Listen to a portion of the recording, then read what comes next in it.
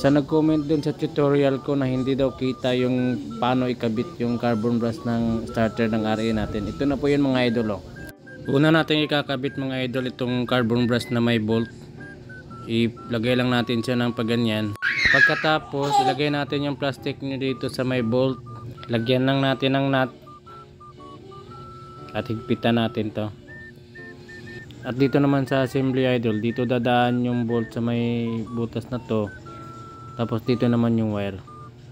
Diyan sa magkabilang gilid na yan mga idol, diyan natin lalagay yung wire ng carbon brush. At dito naman sa magkabilang gilid mga idol, diyan naman dadaan yung ating bolt. At kukuha lang tayo ng isang lock washer at isang screw bolt. At ilagay natin sa carbon brush. At sa ilalim naman itong assembly mga idol, makikita mo dyan yung may thread na putas. Diyan mo ipapasok yung screw bolt na may carbon brush. At higpitan lang ito gamit yung screw. Hindi ka malilito dyan idol kasi dalawa lang yung may butas na may thread. At nailagay na natin yung pangatlong carbon brush. Kukuha lang tayo ulit ng screw bolt at lock washer. Tapos ilagay natin sa kanyang pang-apat na carbon brush mga idol. Ganyan lang. At ipasok lang natin ito sa pangalawang butas na may thread sa ilalim ng assembly mga idol. At higpitan lang natin gamit yung screw. At ganito na yung magiging itsura ng ating carbon brush mga idol. Ganyan. At dito naman idol, gagamit tayo ng tukog. Ipapasok lang natin yung carbon brush sa yun sa may spring na yan. Ganyan o, tignan nyo mabuti mga idol. Pag naipasok mo na yan, yan, hawakan mo lang yung carbon brush. Tapos harangan mo ng tukog yung kanyang spring para hindi siya lalabas. Ganyan mga idol. Tapos gawin mo na rin ito sa kabila. Tulak mo ng pagganyan, tapos harangan mo yung spring ng carbon brush para hindi siya lalabas. Yan. Harangan mo lang ng tukog. At dito naman sa pangatlo mga idol, ganun lang din gagawin mo. Ipasok mo yung carbon brush idol. Tapos harangan mo ulit ng tukog yung kanyang spring para hindi naman siya lalabas. At sa pang-apat naman na carbon brush mga idol, ipasok lang natin yon yung kanyang carbon brush sa may spring. Tapos pag naipasok mo na yan, harangan mo ulit ng tukog yung spring nya.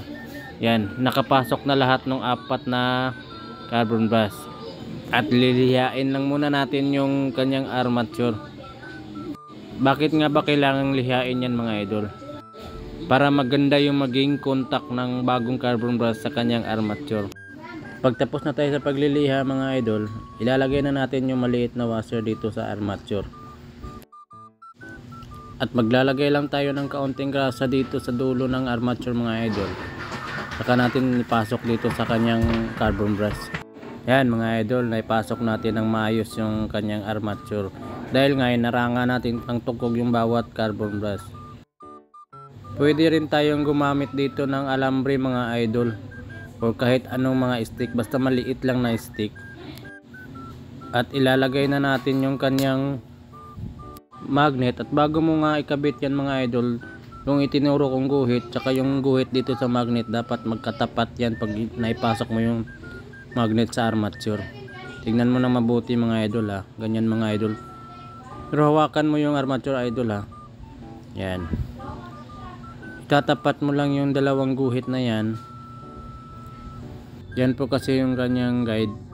At ilalagay naman natin dito yung dalawang mahabang bolt. Dito naman tayo sa Bendix idol. Lagyan lang natin ng kaunting grasa yung magkabilang dulo ng Bendix bago natin ipasok sa kanyang housing. Yan mga idol ha. Yan, pag naipasok mo na yan, bigyan lang natin ng grasa yung magkabilang dulo. Tapos ilagay na natin yung kanyang plain washer. Pag nalagay mo na yung plain washer, pwede na natin takpan yan. Ilagay lang natin yung apat na bolt mga idol. Tapos po higpitan na natin ito lahat. Sa pagbubuo naman mga idol, hawakan nyo ng pagganyan yung start. Tapos sa kabila naman, yung hintuturo nyo dapat nakatapat sa gear ng bende. Itong bolt naman na ito na nakalabas, itatapat natin dito sa may thread na to.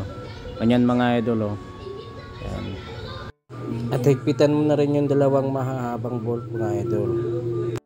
At dito na po nagtatapos yung tutorial ko mga idol. Maraming salamat po sa inyong panonood.